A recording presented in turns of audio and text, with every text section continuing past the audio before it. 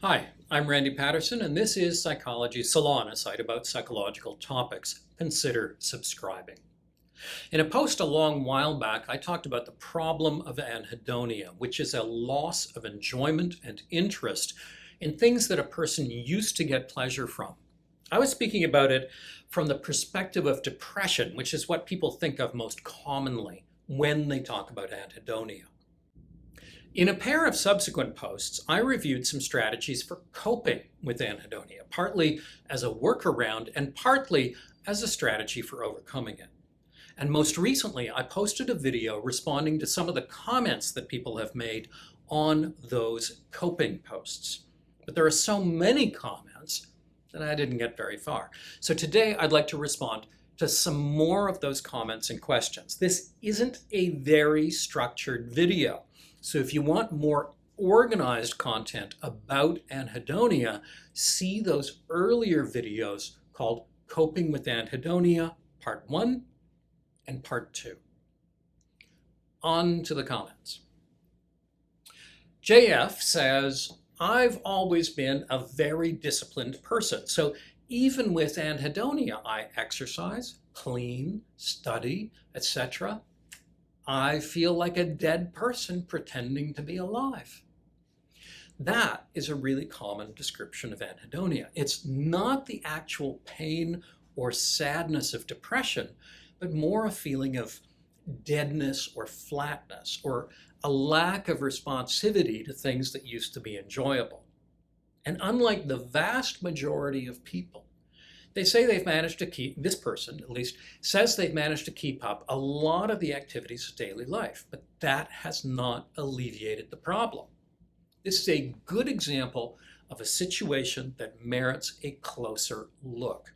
If you're stuck at home doing almost nothing, getting no exercise, and only engaging in distracting activities like YouTube videos, then working on enhancing your other activities can often be really helpful.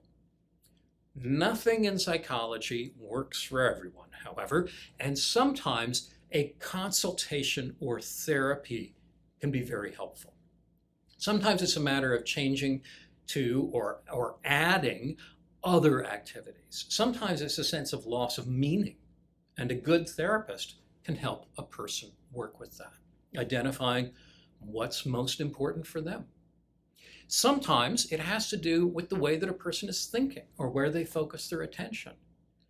So this is a really good reminder, this post or this comment, that no YouTube video can really tailor its answers to the specifics of a person.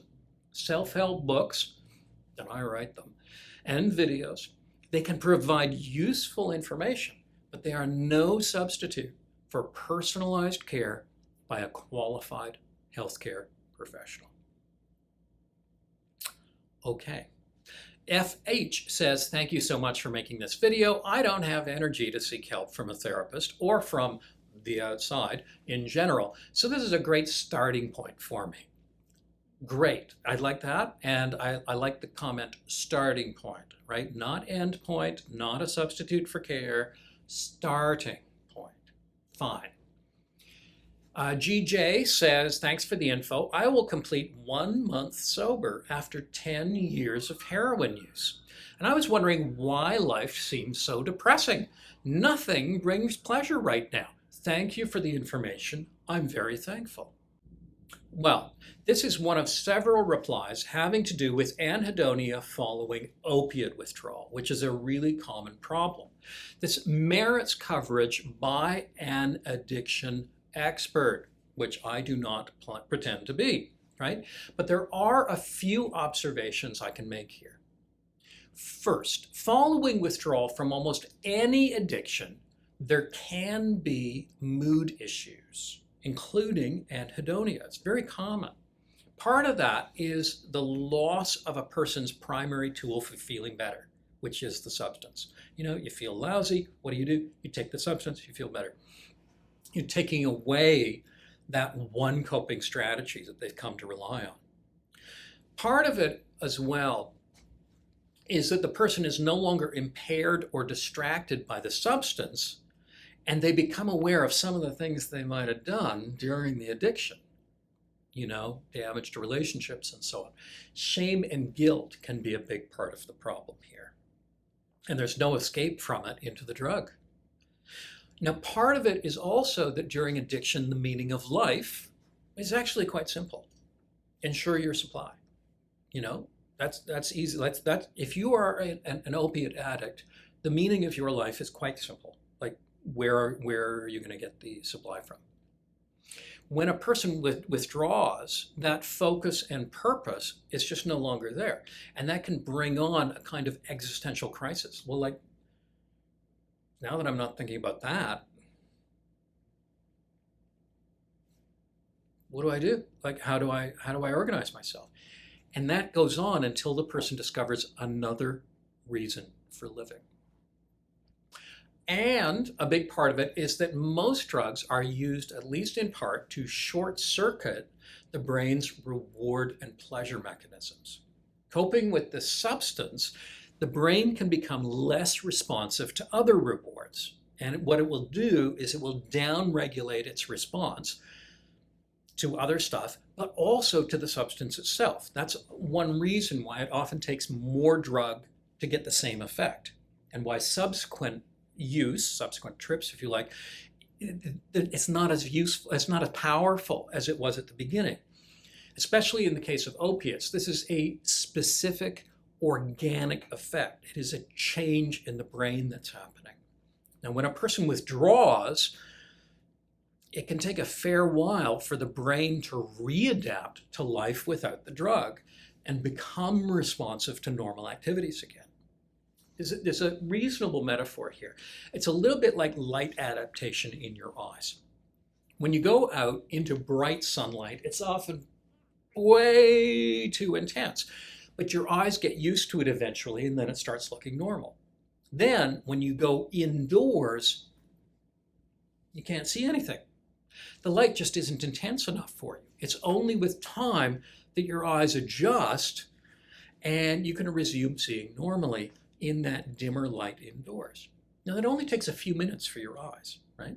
But when it's a brain change we're talking about, it can take much longer. How long? I don't know that there's a clear guideline on that, but following opiate withdrawal, people are usually talking about months. What I can say is that drug users who are able to remain abstinent typically report that eventually they regain the ability to enjoy normal life, and that there's often a depth to that enjoyment that the drug didn't actually have, partly because the drug was obviously an artificial boost, and partly because the slow fade of the response to the drug as the body adapted to higher and higher doses just meant that it was never quite enough. We tend not to get habituation or tolerance to other forms of enjoyable activity, to nearly the same extent, at least, as we do to an opiate. Next comment, JS says, me, went through trauma 6 years ago, now can't leave my bed. It's my safe space. And that's pretty much the extent of the comment. Well, what I would say is traumatic experience that leads to long-lasting effects like this really does merit individualized care. As a consequence, I don't want to wade too deep here. This is a person who really could use, outside assistance. One thing is common to all of the anxiety or trauma-related problems, however, and that's the safe space, or the zone of comfort, as we sometimes call it. And this space tends to get smaller the longer we stay in it. If you stay in your zone of comfort gets smaller. It is virtually never a good long-term solution.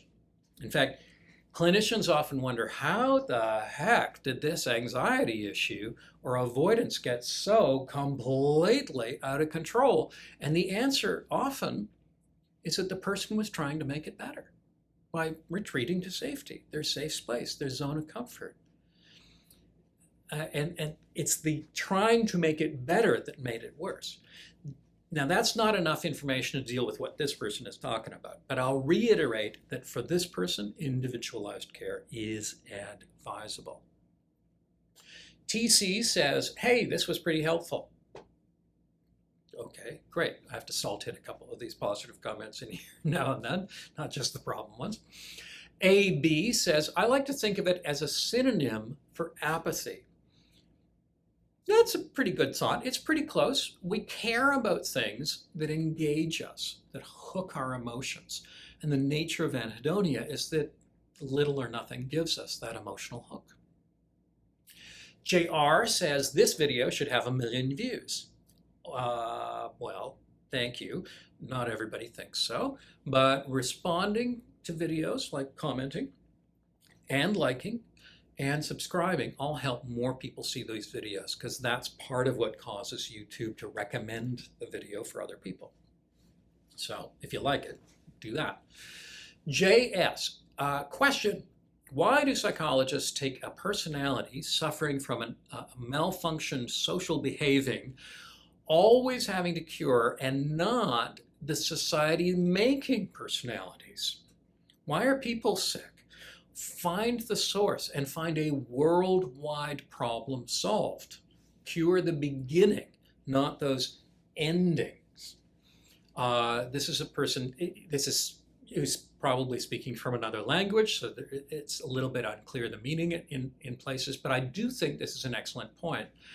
And one I talk about in other posts. We keep hearing about the prevalence of mental health problems in our society as though there's a virus going around making people sick. There isn't. The diagnoses in the DSM, Diagnostic and Statistical Manual, for the most part are just describing people's symptoms, which we might also think of as their responses. Well, great. Responses to what? In many cases, it's to a world or a culture or a societal way of thinking that naturally leads to those responses. Now, I would include climate change, income inequality, and gender and other forms of discrimination in those factors. In addition, I think that some of the lazy ways we have tried to motivate or cheer people up in the past have inadvertently created a vulnerability to psychological symptoms. Here, I would include the idea that you have to find your passion in order to have a fulfilling life, which is absolutely false. It is not true that you have to find your passion. Most people don't have one, and if you don't know what your passion is, you don't have one. It doesn't mean you won't develop one, but you're not going to develop it, and you're not going to discover it by sitting on the couch waiting for it. It's just not going to occur. It's a destructive idea. I'm always encouraging teachers, stop talking about chasing your passion. That's ridiculous. Another one is the idea that failure is bad and damaging. So what we really need to do is protect vulnerable kids from that experience of failure. That's a terrible idea. Failure, criticism, and loss are all normal and essential parts of life, and we should be helping young people cope with them rather than pretending they don't exist. I think one of the most important things we can do in our teen years is fail at stuff.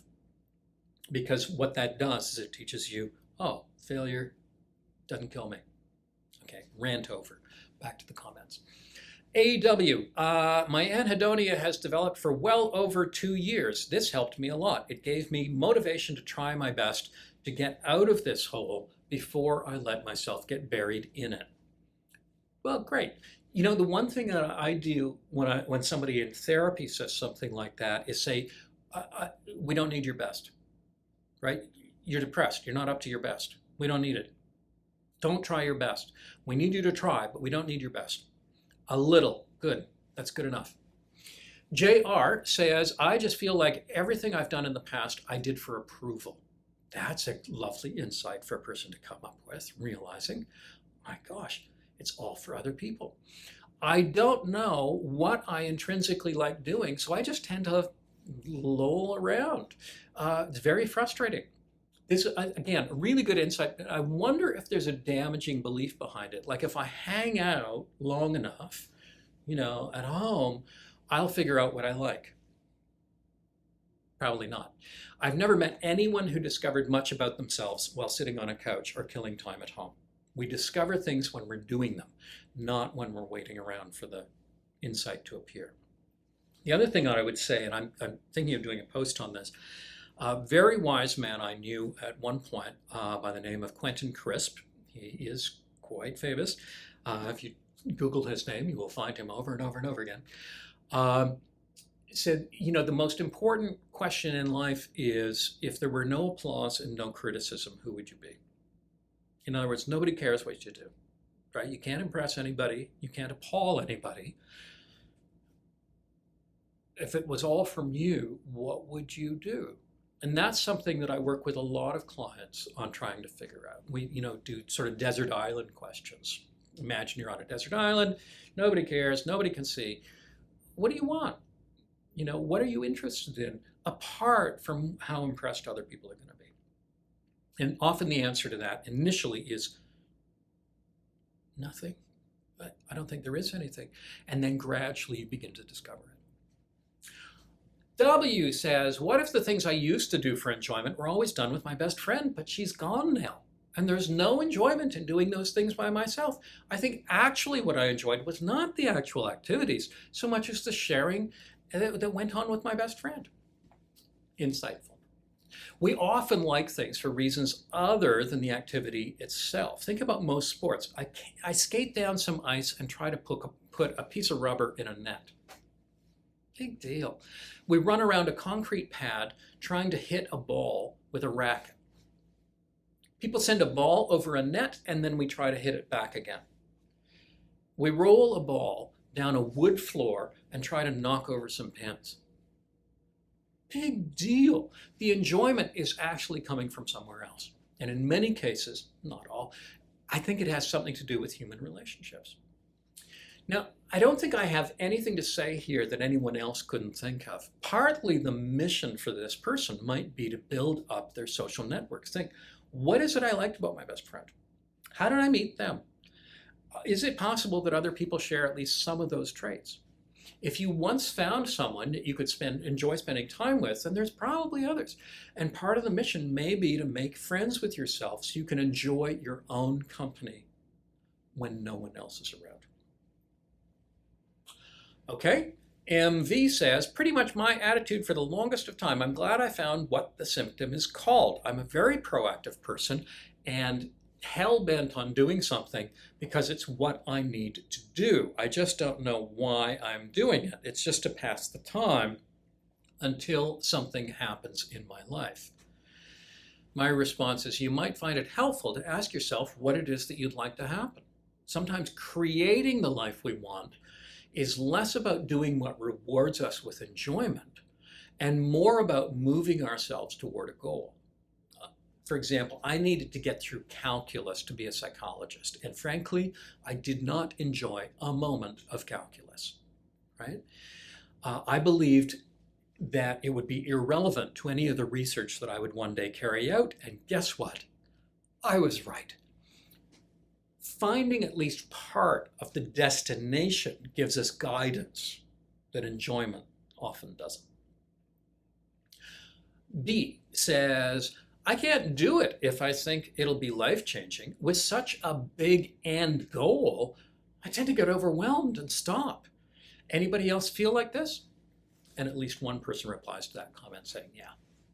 Now, this may be a problem that I see a lot, where people are focused on the far grand future, so many steps down the road, that they can't imagine getting started. It's, if the road is 10,000 miles long, why would you even get out of bed?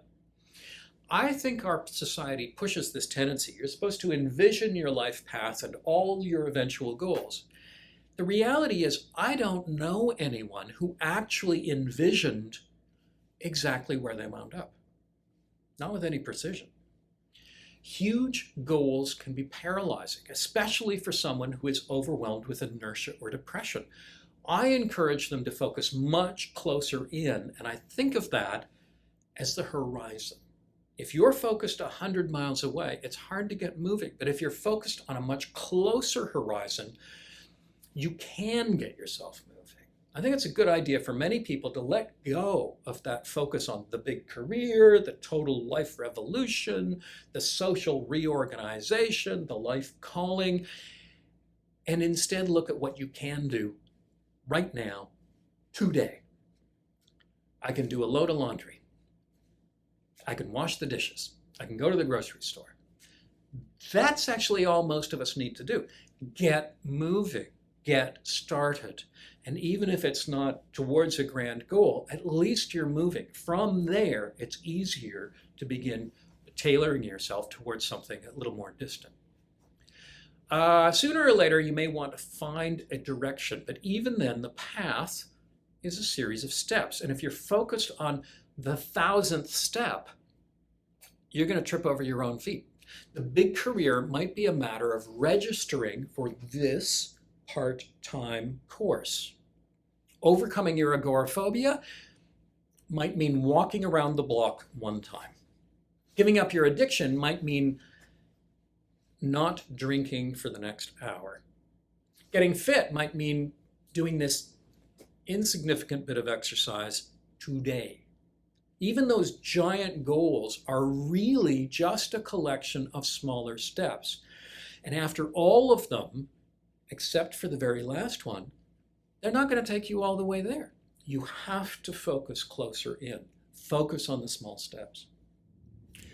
Now, a person from China writes, "Thank you for sharing this. I'm still 18 and this pandemic makes my life feel more empty. I tried doing different hobbies to have something to be obsessed about, but it just never works. I always give up at the end. Even drawing used to be my serotonin booster, so I entered a design major, but now it feels like a chore." Well, lots of people take on activities that exist in a kind of vacuum. Like no one actually sees the drawings and no one is really waiting for them. So all of the gas has to come from the person who has no gas. Does it really matter if you draw this morning or this afternoon or this week? Not really. These hermetically sealed activities with very little external input. There's nobody from the outside asking for the material. There's no response from it. There's no responsibility to it. They're very difficult for people to keep up, especially if they're experiencing anhedonia.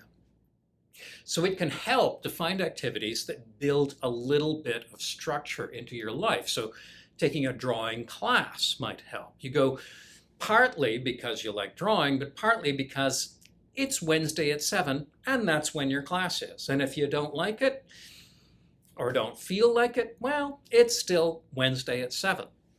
So you're going. What about KS, who says, "I developed a behavior where I can't, even if I want to, be occupied with something that doesn't directly solve part of a problem or a whole problem of mine. For example, I like watching movies, but when I think, let's watch a movie or read a book or start knitting, whatever, my next thought is, how will doing this solve my current problems? It won't. But what also won't help is spending another 4 or 5 hours thinking about my problems. In the end, even if I force it, most times I won't enjoy it. It's so stupid and it drives me crazy. I end up doing nothing or some mindless task. My question is, does this behavior fall under anhedonia?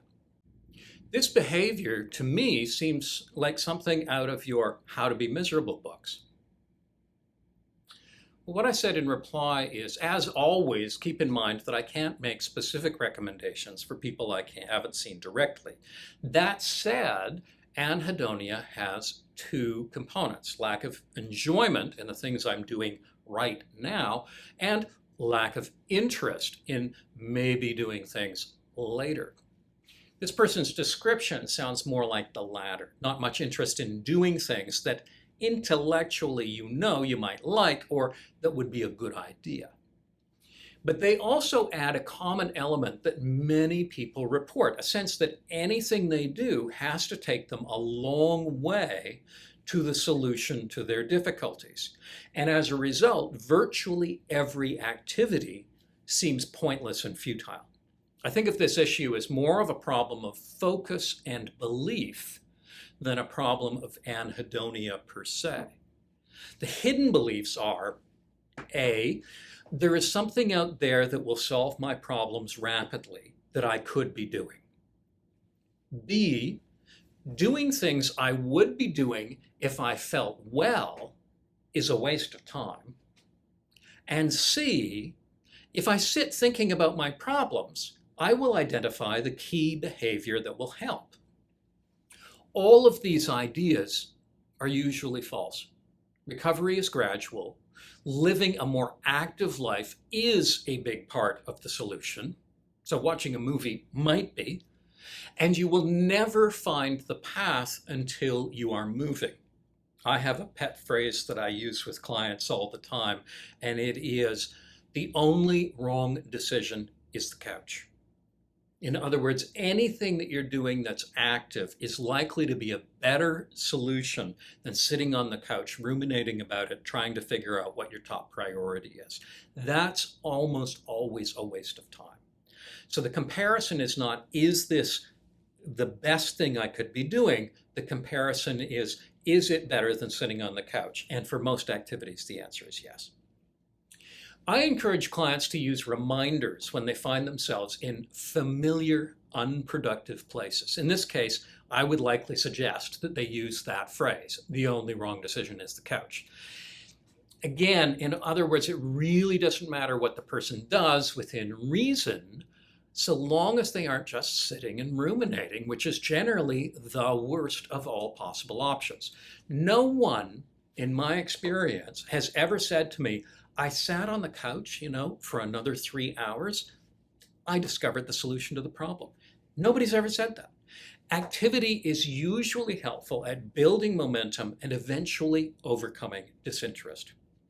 Inactivity, on the other hand, reinforces itself and allows burdens like unpaid bills, a depleted fridge, and so on to build up. The other stance is to recognize that enjoyment is only a part of life. Much of existence involves productive activity, opening the mail, doing exercise, getting groceries, completing work tasks, studying for exams. Will I enjoy this isn't really the relevant question. This needs doing is the answer. Do small chunks of activity because they need to be done without an eye to that emotional payoff. To some extent, video, gaming, and so on, these are self-soothing activities that can distract us from the real business of our life. Using them this way is unlikely to produce lasting mood improvement. When people talk about them, they often use just automatically the word, killing time. Pops out. And in fact, that's exactly what it is. It's just a time waster activity. Similarly, when people do things they used to enjoy, they need to, again, abandon all hope of fruition. In other words, focus on the doing, not on the outcome that will come in the future. The doing is what's happening in the present, and so it's more mindful. Enjoyment, when it comes, creeps in when we are not looking. You cannot seek it out, really. So saying, I'm doing this so that I feel some happiness is almost always a sure way to prevent happiness from arriving. This is really difficult. It's a tricky psychological maneuver. We have to abandon the so that part of the behavior and focus intent on the do, even if we secretly wish for the so that. Like what's the point of going, cycling or to a movie with a friend or hanging out with a friend playing a board game? What's the point of that if you're not going to enjoy it? So to some extent, our eye is on the so that, but we need to focus in the moment in order to get there. Okay. So that's enough for one day. I may do more of these at some point. Meanwhile, keep the comments coming. And remember that the best way to express appreciation for a channel is to subscribe. In addition, I have paid courses for professionals and the public at psychologysalon.teachable.com. And The Assertiveness Workbook is now out in a second edition that's available through bookstores and online retailers. Thanks for watching.